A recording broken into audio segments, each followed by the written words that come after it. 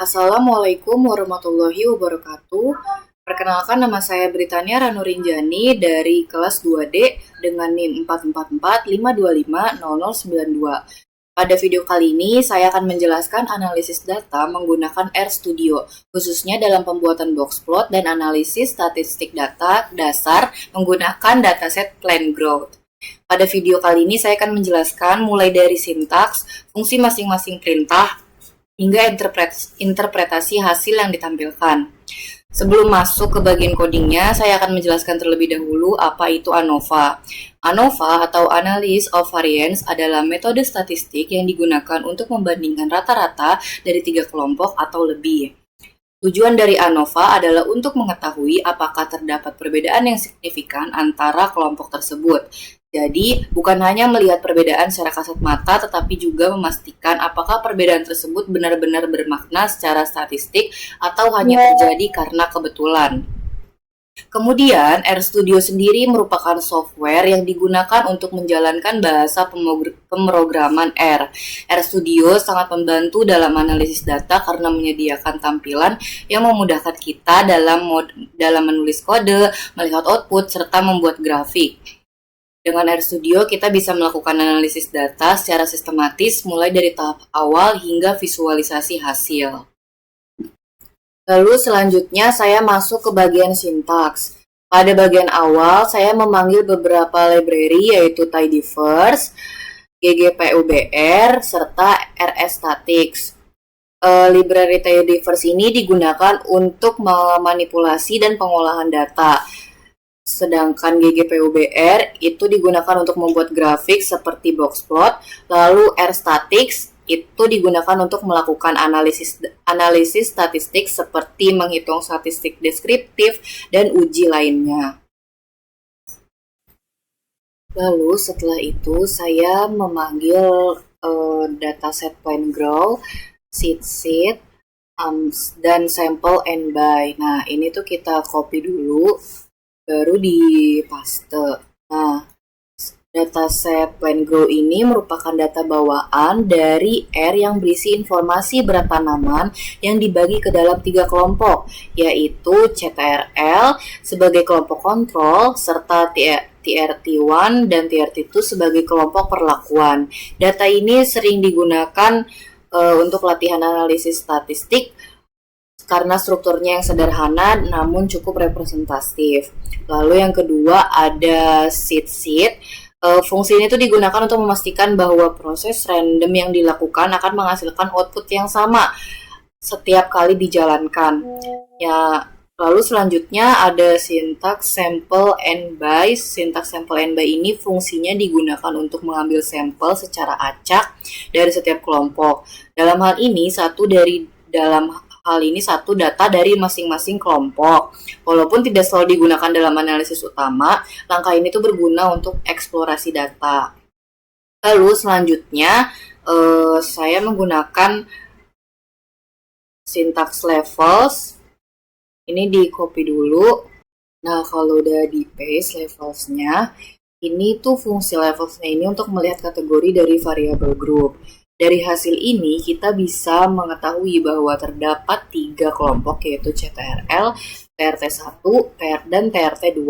Nah, setelah itu saya menggunakan recorder levels ini untuk mengatur urutan kelompok agar tampilannya itu lebih rapi dan konsisten saat divisualisasikan. Nah, selanjutnya saya mengcopy paste Plan Grow yang get summary stats ini. Pada bagian ini, saya menghitung nilai rata-rata standar dan standar deviasi dari masing-masing kelompok. Nah, dari hasil yang diperoleh, terlihat bahwa setiap kelompok itu memiliki nilai rata-rata yang berbeda. Hal ini menunjukkan adanya indikasi awal bahwa perlakuan yang diberikan mungkin berpengaruh terhadap berat tanaman. Nah, selanjutnya saya masuk ke bagian visualisasi, yaitu pembuatan boxplot menggunakan ggboxplot. Boxplot ini digunakan untuk melihat distribusi data dari masing-masing kelompok secara visual. Ini kalau udah di copy, di paste, terus di run aja. Nah, di sini kelihatan ya, Gambarnya seperti ini. Pada box plot terdapat komponen penting. Garis di tengah kotak menunjukkan median atau nilai tengah data, yaitu dari kuartil pertama hingga kuartil ketiga. Lalu garis di atas dan di bawah kotak itu menunjukkan sebaran data secara ini garis di atas dan di bawah kotak itu menunjukkan sebaran data secara keseluruhan. Nah, jika terdapat titik di luar kotak, maka itu merupakan outlier.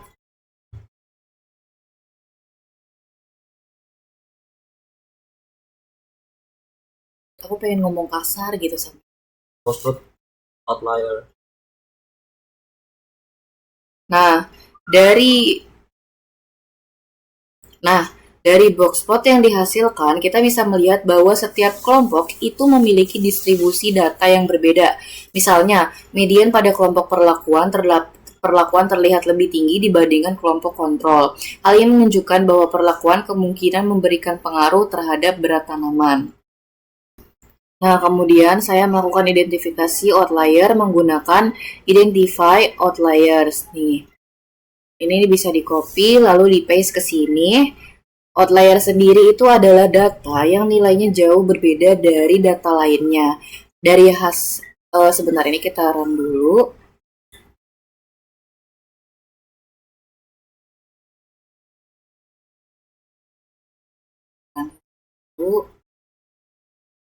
Dari hasil yang ditampilkan, kita bisa melihat apakah terdapat outlier dalam masing-masing kelompok. Keberadaan outlier ini tuh penting untuk diperhatikan karena dapat memengaruhi hasil analis. Lalu selanjutnya kita periksa asumsi normalitas. Nah, di sini kita copy paste dulu dari build the linear model sampai GGQQ plot. Kalau udah di copy paste, kita di run satu. Nah, plot Kiki ini menggambarkan korelasi antara data yang diberikan dan distribusi normal. Nah, ini hasilnya. Lalu setelah itu kita lanjut ke compute Shapiro-Wilk. Kita copy lalu di paste. Terus kita run satu-satu ya. Nah,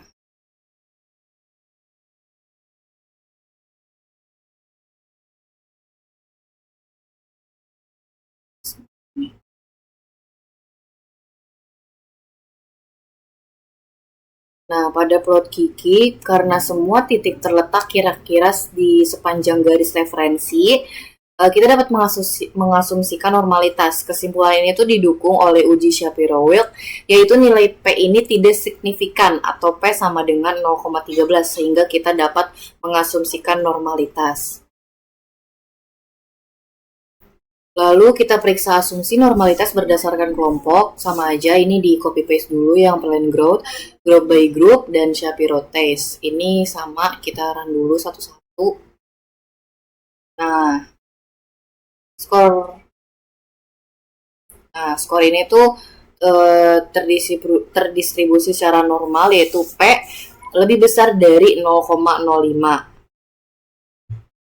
untuk setiap kelompok sebagaimana dinilai oleh uji normalitas Shapiro-Wilk. Lalu kita masuk ke sini.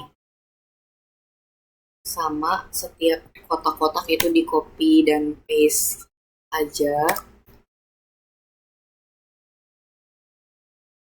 Lalu di run satu-satu. Nah, hasilnya itu seperti ini. Semua titik terletak kira-kira di sepanjang garis referensi. Sebelah sini. Jadi kita tuh dapat mengasumsikan normalitas data dari gambar-gambar. Lalu kita asumsi homogenitas varians. Kita copy paste yang plot model satu ini.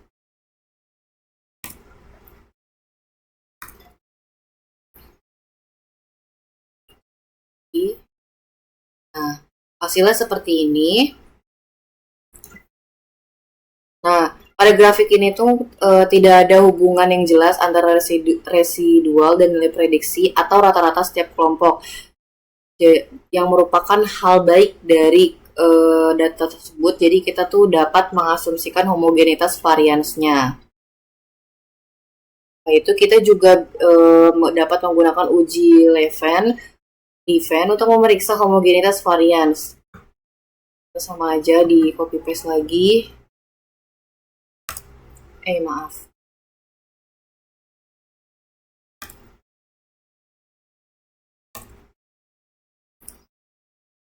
Sekarang lagi.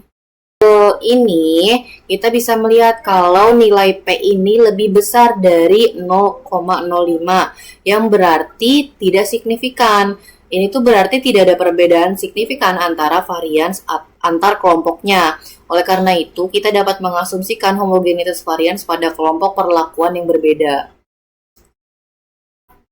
Karena ini nilai P-nya 0,341, lebih besar dari 0,05. Lalu kita lanjut ke komputasi. Sama, kita copy paste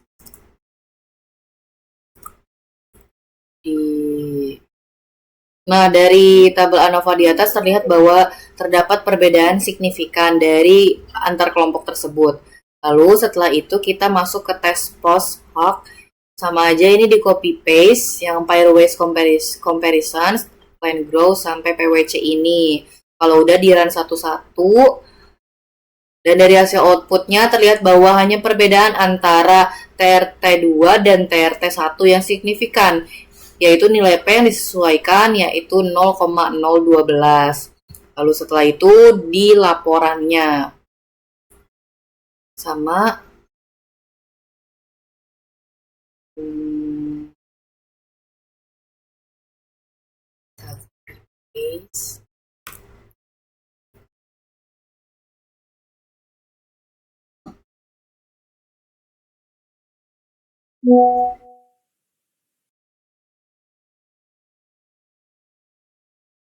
Nah, hasilnya itu seperti ini.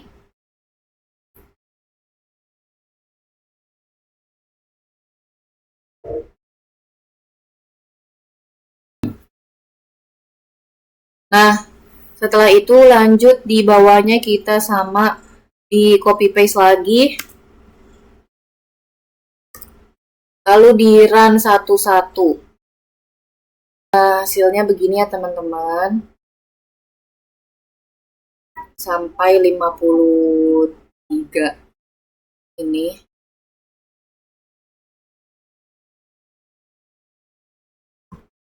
Nah, dengan melihat hasil box plot ini, kita bisa menarik kesimpulan sementara bahwa terdapat perbedaan distribusi antar kelompok. Namun, untuk memastikan apakah perbedaan tersebut signifikan atau tidak, diperlukan uji statistik lanjutan seperti ANOVA. Sebagai kesimpulannya, kita telah melakukan beberapa langkah penting, yaitu mempersiapkan data, melakukan analisis deskriptif, mendeteksi outlier, dan membuat visualisasi box plot.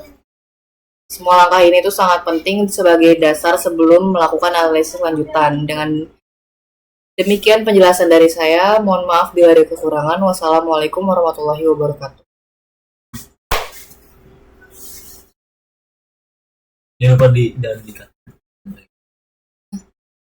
Ya, thank you.